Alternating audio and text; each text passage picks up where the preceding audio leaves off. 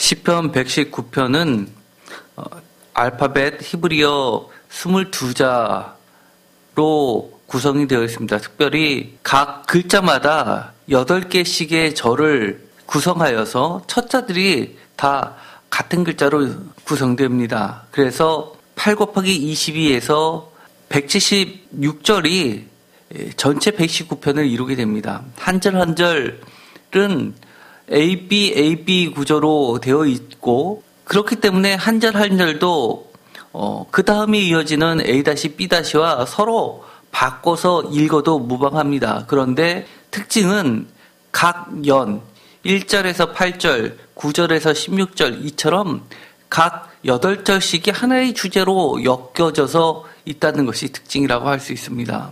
이 119편 1절에서부터 8절까지 1년은 전체의 서론에 해당합니다. 마치 이것을 읽으면 예수님께서 산상순에서 복 있는 자는 이라고 말씀하신 것이 생각나게 합니다. 그 복 있는 자는 이라고 시작하신 주님의 말씀이 전체 산상순의 서론이 되는 것처럼 이 119편의 알렙 첫 글자로 시작하는 이 첫 번째 연도 마찬가지입니다. 행위가 온전하여 여호와의 율법을 따라 행하는 자들은 복이 있으며 라고 복이 있다라는 것은 시편 1편에 해당하는 말과도 동일합니다. 그래서 이 복이라는 것은 보다 구체적으로 직역에 가깝게 번역하면 행복하구나 라고 번역하는 게 훨씬 더 적합합니다. 또는 얼마나 기쁜지를 나타내는 감탄으로 읽어도 좋습니다. 그래서 여기서 보면 행위가 온전하여 여호와의 율법을 따라 행하는 자는 복이 있으며 라는 이 말씀은 새 번역은 그 행실이 온전하고 주님의 법대로 사는 사람은 복이 있다 라고 번역했지만 공동 번역에서는 오히려 복되어라 라고 먼저 시작하면서 마치 감탄사처럼 아니면 행복하구나 라고 외치는 것처럼 번역을 합니다. 공동 번역은 복되어라 그 행실 깨끗하고 야훼의 법을 따라 사는 사람. 현대인의 성경은 흠없이 여호와의 법대로 사는 자는 복이 있다라고 번역을 합니다. 여기서 보면 마치 이 시인은 타의 모범이 될 정도로 그렇게 존경을 받는, 예를 들어서 랍비 중에 가장 큰 스승같이 여겨질 수 있습니다. 그러나 이 119편을 읽어보면 전혀 그렇지 않습니다. 먼저 9절에 보면 청년이 무엇으로 그 행실을 깨끗하게 하리이까 주의 말씀만 지킬 따름이니이다 라고 하는 것을 보아서는 이 시인은 청년에 해당하는 것으로 비춰지게 됩니다. 뿐만 아니라 이 청년은 19절에 보면 나는 땅에서 나그네가 되었사오니 주의 계명들을 내게 숨기지 마소서라고 하는 것을 보아서도 어떤 부자거나 아니면 집안이 좋다거나 하는 것이 아니라 매우 힘이 없고 나그네 취급을 받는 그런 세상적으로는 힘이 매우 약한 자입니다. 뿐만 아니라 21절에 교만하여 저주를 받으며 라는 말씀과 22절에 비방과 멸시를 받았다. 23절에는 고관들도 앉아서 나를 비방하였다라는 말씀을 보아서는 이 시인은 매우 우겨쌈을 당한 매우 어려운 자입니다. 그리고 고관들이 교만하다라고 하는 것을 보아서는 자신은 매우 힘없는 자입니다. 그러면서도 이 시인은 매우 당당하기까지 합니다. 50절을 보면 이 말씀은 나의 고난 중에 위로라 주의 말씀이 나를 살리셨기 때문이라 라고 하면서 51절에 교만한 자들이 나를 심히 조롱하였어도 나는 주의 법을 떠나지 아니하였나이다 하는 것을 보면 얼마나 하나님의 말씀을 굳게 잡으려고 애썼고 그러다 보니까 하나님의 말씀에 주님께만 소망을 가진 자들입니다. 뿐만 아니라 이 시인은 이 71절에 보면 고난당한 것이 내게 유익이라 이로 말미암아 내가 주의 율례들을 배우게 되었다 라고 하면서 고난이 마치 무슨 훈장이나 되는 것처럼 여기고 있습니다. 왜냐하면 고난이 고난으로 끝나는 것이 아니라 오히려 그 고난을 통해서 주의 율례들을 배우게 됐고 그것이 나에게 진짜 유익이라는 것을 깨달은 자이기 때문입니다. 그래서 77절에 보면 주의 법은 나의 즐거움이다 라고 이야기를 합니다. 이런 것들을 종합해서 보면 이 시인은 정말 온갖 고난 속에 있으면서도 그러면서도 오로지 하나님만을 그리고 하나님의 말씀만을 바라보면서 거기에 소망을 두고 자기의 모든 것을 걸고 나아가는 자입니다. 그렇다고 한다면 우리는 그렇게 쉽게 생각할 수 있습니다. 정말 행위가 온전하여 여호와의 율법을 따라 행하는 자 맞네. 그러니 나하고는 전혀 틀린 자 아니야. 나는 이 사람이 노래하는 것처럼 이 정도는 아니니까 이 119편에 나오는 많은 이야기들이 나하고는 사실은 좀 동떨어진 거야 라는 생각마저 듭니다. 그러나 오늘 이 119편은 1절에서부터 8절까지 전체 119편의 서론격으로서 오히려 그렇지 않다는 것을 이야기합니다. 여기서 온전하다라는 것은 탐임이라는 원어를 가지고 있습니다. 대표적인 탐임을 나타낸 것은 욥기서에 나와 있습니다. 욥이 당대의 완전한 자라고 해서 이 하나님과 사탄 사이에 내기에 끼어들게 된 자입니다. 이 탐이라는 것, 어근이 되는 탐이라는 것은 완전, 온전 이런 것들을 이야기합니다. 그런데 우리가 생각한 것처럼 완전하고 온전하고 완벽한 것을 이야기하는 것이 아닙니다. 오히려 이 119편에서 하나님이 온전하다라고 하는 그 자는 완전한 자가 아니라 잘못된 길을 갔어도 전심으로 온전한 길로 가려고 애쓰는 자입니다. 우리가 쉽게 얘기하면 우리처럼 잘못을 범할 수도 있지만 잘못을 뉘우치고 회개할 줄 아는 사람입니다. 오늘날의 개신교의 칭의 개념하고 매우 비슷합니다. 그래서 이 탐임이라는 것은 완전한 의의 상태라기보다는 방향성을 이야기합니다. 예를 들어서 회개라는 이 원어 슈브라는 단어는 방향을 돌아서는 것을 이야기합니다. 그래서 상태라기보다는 방향을 하나님께 향하는 것을 탐임, 완전이라고 이 119편은 이야기합니다. 예를 들어서 이 119편 67절에 보면 이렇게 되어 있습니다. 다 같이 읽겠습니다. 고난 당하기 전에는 내가 그렇 행하였더니 이제는 주의 말씀을 지키나이다. 68절 주는 선하사 선을 행하시오니 주의 율례대로 나를 가르치셔서. 이것을 봐서는 이 시인은 고난 당하기 전에는 잘못했다는 것을 나타냅니다. 그렇 행했는데 고난을 당하고 나서 고난 가운데 하나님의 유익을 경험하게 되고 그것으로 선하신 주님께서 선을 행하사, 선이라는 것은 고난을 허락해 주셔서 그것들로 인해서 주님의 율례들을 내 몸소 배우게 됐다는 겁니다. 또 119편 175절과 176절을 보면 이렇게 되어 있습니다. 내 영혼을 살게 하소서 그리하시면 주를 찬송하리이다. 주의 규례들이 나를 돕게 하소서. 176절 다 같이 읽겠습니다. 이른 양같이 내가 방황하오니 주의 종을 찾으소서. 내가 주의 계명들을 잊지 아니함이니이다. 이것을로 봐서는 이 시인은 한때 잃어버린 양을 경험했던 자입니다. 자신이 잃어버린 양이었습니다. 그런데 지금은 돌이켜서 두 번 다시 내가 잃은 양이 되고 싶지 않다는 것을 강력하게 하나님께 요청하고 있습니다. 잃은 양같이 내가 지금 방황한다라고 솔직하게 이야기하면서도 주님, 주의 종을 찾아달라라고 간절히 부탁하는 걸로 이 긴 시인 176절을 마감하고 있기 때문입니다. 그러면서도 내가 진짜 하나님을 잘 섬기고 싶지만 그렇지 못할 때라 하더라도 중요한 것, 내가 주의 계명들을 잊지 않고 있다라고 하나님께 당당하게 이야기하고 있습니다. 이런 것을 통해서 이 하나님께서는 이 119편의 시인 같은 자를 완전한 자, 온전한 자라고 우리에게 알려주시는 겁니다. 이 시인은 심지어 이렇게까지 자신을 이야기하고 있습니다. 119편 63절에 이렇게 이야기합니다. 다 같이 읽겠습니다. 나는 주를 경외하는 모든 자들과 주의 법도들을 지키는 자들의 친구라.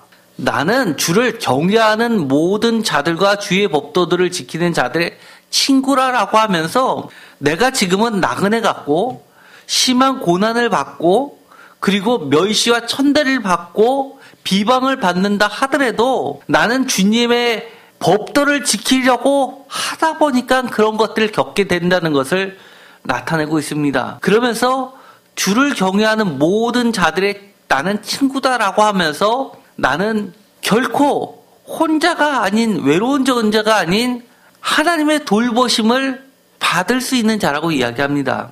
그러면서 심지어 74절에 보면 이렇게 되어 있습니다. 주를 경외하는 자들이 나를 보고 기뻐하는 것은 내가 주의 말씀을 바라는 까닭이니이다. 분명하게 자신의 입장을 굳게 정하고 있습니다. 대부분의 사람들이 나를 멸시하고 심지어 올무를 놓고 있는다 하더라도 내가 끝까지 주님을 경외하는 것을 놓치지 않는다면 이 힘든 과정을 통해서도 분명히 보고 있는 자들이 있다는 겁니다. 그리고 기뻐하면서 함께 힘을 내고 있는 자들이 있다는 겁니다. 그 자들의 공통점은 주의 말씀을 바라는 자들입니다. 우리들이 신앙생활을 할 때 때로는 쉽지 않습니다. 너만 그렇게 잘났냐? 너만 그렇게 유별나게 믿느냐? 너 너무 근본주의자 아니냐? 글자 그대로 하나님을 믿느냐? 이런 얘기 너무 많이 듣습니다. 특별히 이 119편의 저자를 논할 때 명확하게 나와 있지 않기 때문에 여러 가지 견해들이 있습니다. 우선적으로 제시되고 있는 것은 이것이 어떤 소나 양의 제사를 강조하는 것이 아니라 이처럼 말씀을 강조하는 것이 되다 보니 어느 때보다도 말씀을 강조하던 시대에 살던 사람이라는 것은 공통적입니다. 대표적으로 포로기 이전에는 요시야 왕을 떠올릴 수 있습니다. 요시야 왕 때 창고에서 이 신명기를 발견했던 왕입니다. 또 바벨론 포로가 포로로 끌려갔을 때 그때 이 제사들은 다 금지되었고 회당을 중심으로 토라를 가리키는 이 교육이 새로운 예배 형태로 자리 잡을 때의 사람으로 추정할 수도 있습니다. 더 나아가서는 포로기한 공동체들이 예루살렘에 돌아와서 에스라 느헤미야처럼 그렇게 다시 한번 말씀으로 되돌아가자라고 신앙의 개혁을 부르짖었던 사람들 중에 하나라고 볼 수도 있습니다. 그러나 가장 늦게 보는 학자들은 주전 3세기 때의 헬레니즘 문화가 알렉산더 대왕에 의해서 주전 313년에 저 팔레스타인을 거쳐서 애굽까지 다 지배를 했을 때 모든 문화가 헬레니즘 문화로 뒤덮을 때 심지어 팔레스타인 지방에 있었던 유대교의 대제사장들도 히브리식 이름 외에도 헬라식 이름으로 너도 나도 이름을 짓고 그렇게 지배자의 눈에 들기 위해서 애쓰고 여러 가지 체육관과 극장들을 그리고 목욕탕을 만들면서 그들의 비유를 맞추면서 여러 가지 종교를 헬라화시키는 과정 속에서 유대교의 야훼 신앙의 순수성을 상실했던 그 시점일 가능성이 매우 높다고 봅니다. 그런 가운데서 이 시인은 자기도 대세가 그렇게 흘러갔으니까 그렇게 믿어왔는데 하나님의 말씀을 통해서 그게 아니구나라고 다시금 돌아서서 순수한 유대인으로서의 그런 신앙을 되찾고자 했던 인물로 보여지게 됩니다. 예를 들어서 예수님 시대에서는 사마리아 여인이 구원이 예루살렘이냐 아니면 이 사마리아 쪽이냐라고 물어봤을 때 예수님께서는 예루살렘도 아니고 구원은 유대인에게서 나온다라고 했던 그 말이 생각나게 됩니다. 왜냐하면 예수님 시대에는 이미 예루살렘 성전은 타락할 대로 타락돼서 주님도 강도들의 소굴이라고 이야기할 정도였습니다. 그때 많은 예루살렘 성전에 있었던 제사장 계급들 중에서 일부들이 순수한 신앙을 되찾기 위해서 쿰란으로 이주했고 그곳에서 하나님의 말씀을 필사하면서 묵상하는 일들만 했었던 움직임이 있었습니다. 그들이 자기 자신들을 부를 때 참된 유대인이라고 불렀던 겁니다. 이처럼 예수님이 말씀하셨던 그 유대인과 그 쿰란 공동체의 유대인은 같은지 다른지는 알 수는 없지만 어쨌든 간에 이 119편의 시인은 그와 못지않게 순수한 야훼 유일신 신앙을 견지하려고 애쓴 인물임에는 분명해 보입니다. 그러면서 이 소원을 얘기하고 있습니다. 시편 119편 79절입니다. 다 같이 읽겠습니다. 주를 경외하는 자들이 내게 돌아오게 하소서. 그리하시면 그들이 주의 증거들을 알리이다. 아멘. 여기서 보면 주를 경외하는 자들이 내게 돌아오게 하소서라고 이야기를 합니다. 사실 저는 이 119편을 읽으면서 119편 한 절 한 절이 다 기도 제목입니다. 새인교회를 놓고 저도 이렇게 기도를 하고 있습니다. 주를 경외하는 자들, 주의 말씀을 사모하는 자들, 주의 율법을 그리고 주의 약속을, 주의 율례를, 주의 규례를, 주의 법도를, 주의 증거를 사모하는 자들이 이곳에 모이게 해달라고 기도하고 있습니다.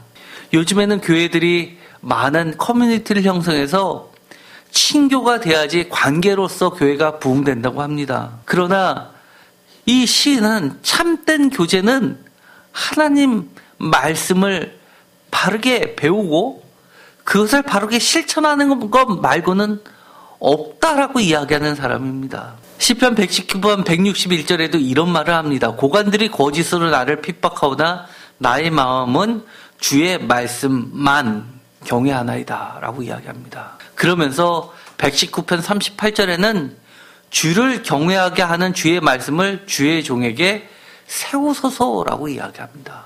나를 높여주소서라고 이야기하는 것이 아니라 나에게 주의 말씀을 세워달라고 이야기합니다. 우리의 꿈은 무엇입니까? 이 시인의 소망은 분명합니다. 119편 49절에 보면 이렇게 말합니다. 주의 종에게 하신 말씀을 기억하서 주께서 내게 소망을 가지게 하셨나이다. 얼마나 멋집니까? 저희도 이렇게 됐으면 좋겠습니다. 사실 제가 수술을 받고 정말 깨어나지 못할 때 저희 아내는 아마 이런 심정이었을 겁니다. 성경 말씀 한 절 한 절을 읽으면서 기도하면서 그 약속의 말씀을 믿으면서 주님께 이렇게 기도했을 것 같습니다. 오늘 내게 주신 이 말씀을 주님 기억해 주시고 제가 이 말씀에 소망을 갖습니다. 주님께서 내게 소망을 가지게 하셨사오니 주님의 말씀을 기억하시고 주의 말씀대로 살려주십시오라고 기도했을 것 같습니다. 119편 116절에 이렇게 고백하고 있습니다. 다 같이 읽겠습니다. 주의 말씀대로 나를 붙들어 살게 하시고 내 소망이 부끄럽지 않게 하소서. 아멘. 너무나 멋지지 않습니까? 이런 자이기 때문에 하나님이 어찌 이런 시인을 온전하다라고 말하지 않을 수 있겠습니까? 주의 말씀대로 나를 붙들어 살게 해달라고 이야기합니다. 나는 지금 죽을 것 같지만 내가 건 소망, 주님의 말씀에 닻을 내린 이 소망은 나를 부끄럽지 않게 만든다고 믿고 있습니다. 이것은 진리입니다. 어떠한 경우에라도 주님께서 하신 그 약속의 말씀은 우리가 그 말씀을 기억하고 주님도 우리가 기억하는 것을 기억하시면 그 말씀은 결코 우리를 부끄럽게 하지 않습니다. 마치 이 시인이 당당하게 얘기했던 것처럼 주를 경외하는 자들이 나를 보고 기뻐하면서 최종적으로 내게 돌아왔을 때 내가 그들에게 주의 증거들을 알리게 하겠다라고 얘기했던 79절의 말씀처럼 자신이 경험했던 하나님의 말씀, 약속의 말씀들이 내 삶에 이렇게 이루어졌다라는 것이 분명한 주의 증거라는 겁니다. 에드투, 이거는 어근인 아드라는 것은 증인이라는 말과도 같습니다. 주님의 말씀은 그저 책이 아닙니다. 우리 삶에 그대로 증거로 나타날 것들입니다. 말씀 곧 역사입니다. 주님은 저를 이렇게 주님의 약속대로 믿고 기도한 자들의 소망대로 저를 살려주셨습니다. 분명히 지금 아프신 성도님 모두 주님이 살려주실 줄 전 믿습니다. 주님의 말씀은 결코 우리를 부끄럽지 않게 합니다. 다만 우리가 진짜 무엇에 소망을 두느냐에 따라 달라집니다. 주님은 신실하시기 때문에 주님의 하셨던 그 약속의 말씀들을 결코 먼저 거두어들이지 않습니다. 시인은 여러 군데 이 119편에서 무엇을 자기가 진짜 바라고 있는지를 여러 차례 이야기하고 있습니다. 먼저 74절입니다. 주를 경외하는 자들이 나를 보고 기뻐하는 것은 내가 주의 말씀을 받아는 까닭이다 라고 이야기했습니다. 그런데 81절에 보면 이렇게 이야기합니다. 나의 영혼이 주의 구원을 사모하기에 피곤하오나 나는 주의 말씀을 바라나이다. 주님의 말씀을 바란다는 것, 주의 말씀을 소원한다는 것, 주의 말씀을 믿는다는 것, 마치 요술방망이처럼 내가 지금 바라니까 짠 하고 지금 당장 펼쳐지는 것일 수도 있겠지만 그렇지 않을 수도 있습니다. 정말 야곱이 씨름하듯이 환더뼈가 부서질 정도로 말씀을 붙잡고 정말 내 영혼이 피곤할 정도로 그렇게 주의 구원을 붙잡고 사모해야만 할 때가 많이 있습니다. 그럼에도 불구하고 피곤하지만 우리는 주의 말씀을 바랍니다. 물론 즉각적으로 이루어지는 것이 없다고 말하지 않습니다. 얼마든지 그런 예는 많이 있습니다. 제가 두 번째 수술을 하고 나서 12시간 동안 깨어나지 못하니까 저랑 같이 박사과정에 공부하셨던 의사 선생님께서 저희 부인하고 통화하면서 너무 오랫동안 깨어나지 못하는 것을 안 좋은 징후라고 그런 뉘앙스로 말씀을 걱정스럽게 하셨다고 합니다. 그러자 저희 부인이 그 얘기를 듣자마자 이제는 깨어나게 해달라고 같이 있었던 우리 집사님과 같이 기도를 했는데 불과 1분도 안 돼서 즉각적으로 깨어나게 하셨습니다. 그뿐만이 아닙니다. 제가 이 신장이 너무 안 좋아서 정말 정상이 1.2인데 9까지 치솟아가지고 거의 망가지고 투석을 해야 되는 상황인데 나는 교회를 가야 되니까 하나님께 간절히 기도했더니 정말 무슨 맛을 부린 듯이 저는 그 다음날 태어났습니다. 정상으로 놀라운 속도로 바뀌어서 태어났습니다. 그리고 교회에 와서 예배를 드렸습니다. 그러나 때로는 우리가 정말 이 시인처럼 피곤할 때가 있습니다. 82절에 보면 이렇게 되어 있습니다. 나의 말이 주께서 언제나 나를 안위하실까 하면서 내 눈이 주의 말씀을 바라기에 피곤하나이다 라고 이야기합니다. 그렇지만 이 시인은 114절에서도 166절에서도 끊임없이 그의 눈은 하나님께 고정되어 있습니다. 주님의 말씀에 고정되어 있습니다. 물론 이 시인은 여러 가지 두려움이 있습니다. 119편 120절에 보면 내 육체가 주를 두려워함으로 떨며라고 이야기합니다.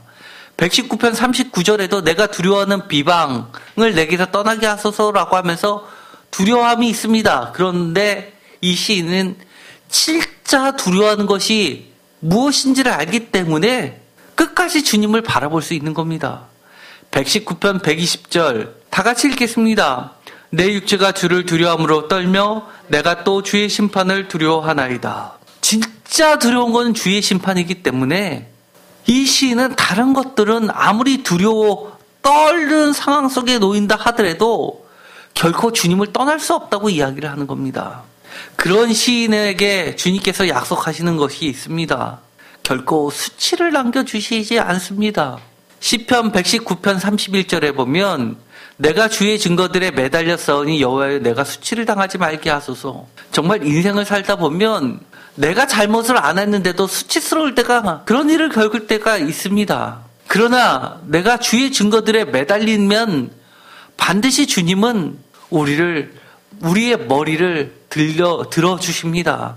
46절에는 왕들 앞에서도 주의 교훈을 말할 때 수치를 당하지 아니하겠사오며 라고 이렇게 자신 있게 이야기합니다. 119편 80절에는 내 마음으로 주의 율례들에 완전하게 하사 내가 수치를 당하지 아니하게 하소서라고 간구하고 있습니다. 이 시인은 결코 주님을 잊을 수가 없습니다. 119편 52절에는 이렇게 이야기합니다. 여호와여 주의 옛 규례들을 내가 기억하고 스스로 위로하였나이다. 우리가 아무리 어려울 때, 힘이 들 때, 피곤할 때 언제나 주님의 말씀은 우리에게 위로가 됩니다. 주님의 말씀을 기억하는 것이 필요하기 때문에 이 묵상은 끊임없이 반복하면서 읽는 것입니다. 외우는 것입니다. 왜냐하면 그 주님의 말씀의 기억들은 새로운 소망을, 새로운 힘을 만들어내기 때문입니다. 그렇기 때문에 55절에 보면 여호와여 내가 밤에 주의 이름을 기억하고 주의 법을 지켰나이다. 여기서 밤이라는 것은 시간적 밤도 될 수 있지만 내 인생의 밤도 될 수 있습니다. 포기하고 싶을 정도로 힘들지만 주님은 우리에게 지키게 해주십니다. 이 교만한 자들은 이 시인의 주변에 너무나도 많이 널려 있습니다. 21절, 51절, 69절, 78절, 85절, 122절 이렇게 교만이란 단어들이 수도 없이 나옵니다. 거짓이란 말도 많이 나옵니다. 29절, 69절, 78절, 104절, 128절, 158절, 161절, 163절. 한마디로 이 시인을 둘러싸고 있는 것은 넉넉한 것들이 없습니다. 비방과 멸시 22절에도 언급되어 있습니다. 그러나 119편 118절에 보면 시인이 굳게 믿는 것이 있습니다. 주의 율례들에서 떠나는 자는 주께서 다 멸시하셨으니 그들의 속임수는 허무함이니라. 최종을 알고 있습니다. 주의 율례들에서 떠나는 자는 주께서 멸시하지만 141절에 보면 나는 주의 법들을 잊지 아니하였다 라고 하면서 사람의 멸시보다도 하나님의 멸시가 더 무섭기 때문에 최종적으로 하나님께서는 나를 다시금 높여주시고 수치를 당치 않게 하시고 구원시켜 주신다고 굳게 믿는 것입니다. 심지어 110절에 보면 올무를 넘는 자들이 있습니다. 그럼에도 불구하고 이 시인은 이렇게 이야기합니다. 복이 있도다 라고 이야기하면서 기쁨을 이야기합니다. 복으로 향하는 구체적인 길을, 삶의 방법을 이 시인은 이 제1년에서 제시하고 있습니다. 1의 상반절에 보면 행하다, 1의 B절에 보면 지키다, 2의 A절을 보면 구하다, 3의 A절은 행하다, 3의 B절은 행하다, 4절 B도 지키다 라는 말을 통해서 끊임없이 진짜 행복하려면, 진짜 기쁨은, 진짜 선은 이처럼 아무리 어렵고 힘들어도 하나님의 말씀을 구체적으로 내 삶으로 행하고 지키고 구하고 하는 이 모든 과정이라고 이야기를 합니다. 그래서 이 시인은 나를 살리신 그 말씀대로 내가 기쁨의 노래를 부른다고 이야기를 하는 겁니다. 이 복이다라는 이 말은 아슈레이라는 것은 행복하구나 라고 바꿀 수도 있다고 말씀을 드렸습니다. 한마디로 기쁨의 행복성입니다. 얼마나 행복하면 이 119편에는 이 시인의 감정이 그대로 드러나고 있습니다. 예를 들어서 14절입니다. 다 같이 읽겠습니다.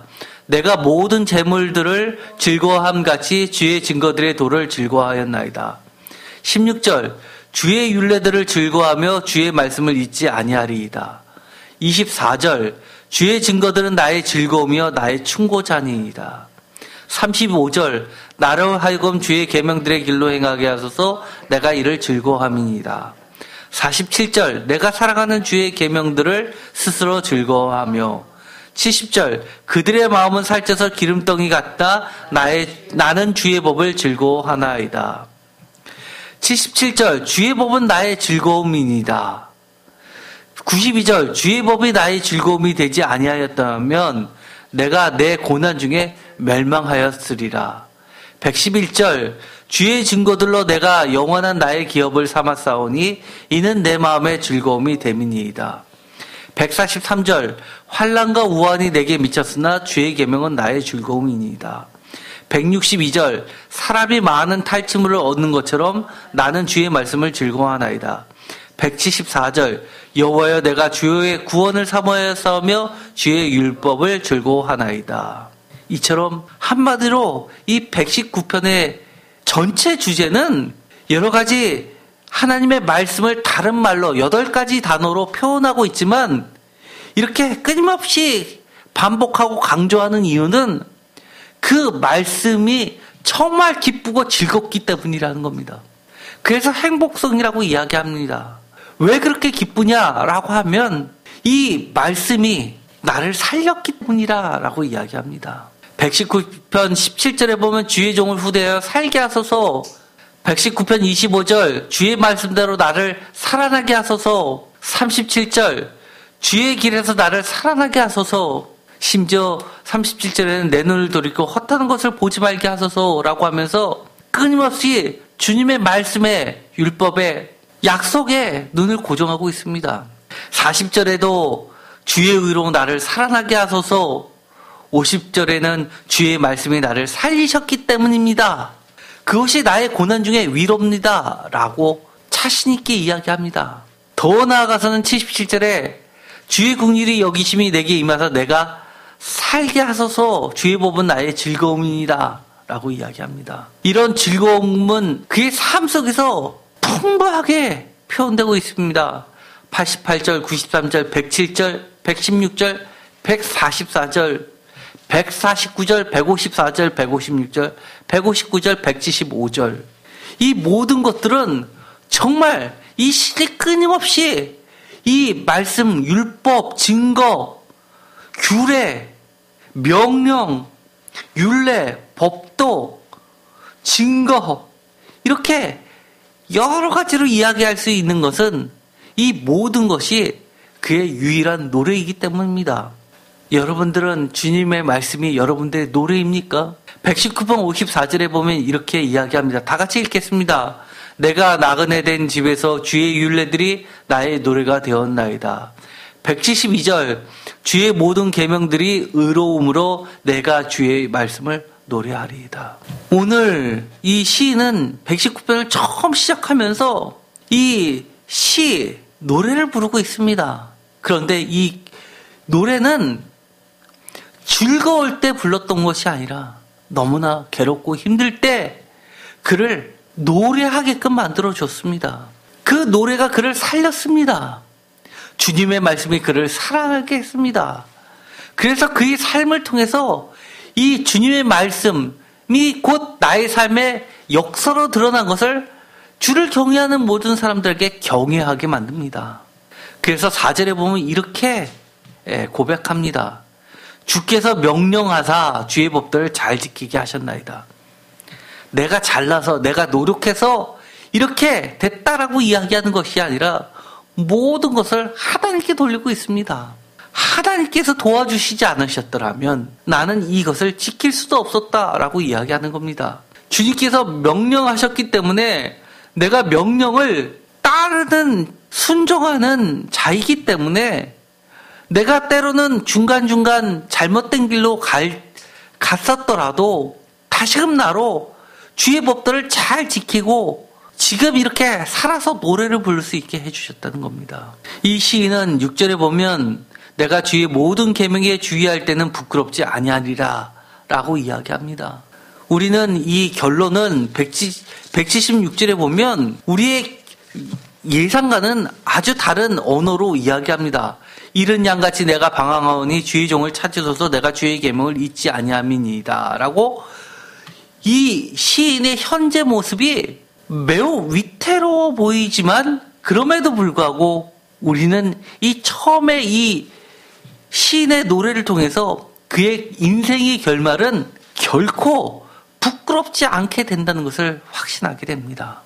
7절에 보면 정직한 마음으로 주께 감사한다라고 이야기합니다. 나를 아주 버리지 마옵소서라는 이 8절은 맨 마지막 연의 마지막 절하고도 같이 이어지기 때문입니다. 한마디로 이 시인은 여호와를 끊임없이 구하는 자들입니다. 오늘 이 119편의 처음 연을 시작하면서 우리에게도 하나님의 말씀이 정말 기쁨으로 다가왔으면 좋겠습니다. 왜냐하면 이 하나님의 말씀이 우리를 최종적으로 살리기 때문입니다. 부끄럽지 않게 만드시고 수치를 벗게 해주기 때문입니다. 주님이 우리를 끝까지 잘 지키게끔 인도하시기 때문입니다. 오늘의 말씀을 기억하면서 우리가 하나님 앞에 은혜를 입고 하나님 앞에서 여호와 앞에서 행위가 온전한 자, 정말 하나님부터 인정받는 방향이 올바른 자가 되기를 간절히 축원드립니다. 기도하고 마치겠습니다. 하나님 감사합니다. 오늘 이 119편 1절에서 8절의 말씀을 통해서 시인의 모습을 통해 우리가 배우게 됩니다. 우리의 삶이 너무나 어렵고 힘들 때가 많이 있습니다. 그럼에도 불구하고 우리의 눈이 허탄한 데 빠지지 않게 하시고 하나님의 말씀만을 간절히 바라고 찾고 구할 수 있게 하여 주옵소서. 주님께서 우리에게 은혜를 허락하여 주시다 주님의 말씀을 잘 지키고 기억하게 하여 주옵소서. 주님의 말씀만이 우리에게 소망이 되고 새 힘이 됩니다. 우리를 살려주시옵소서. 예수님의 이름으로 기도드렸습니다. 아멘.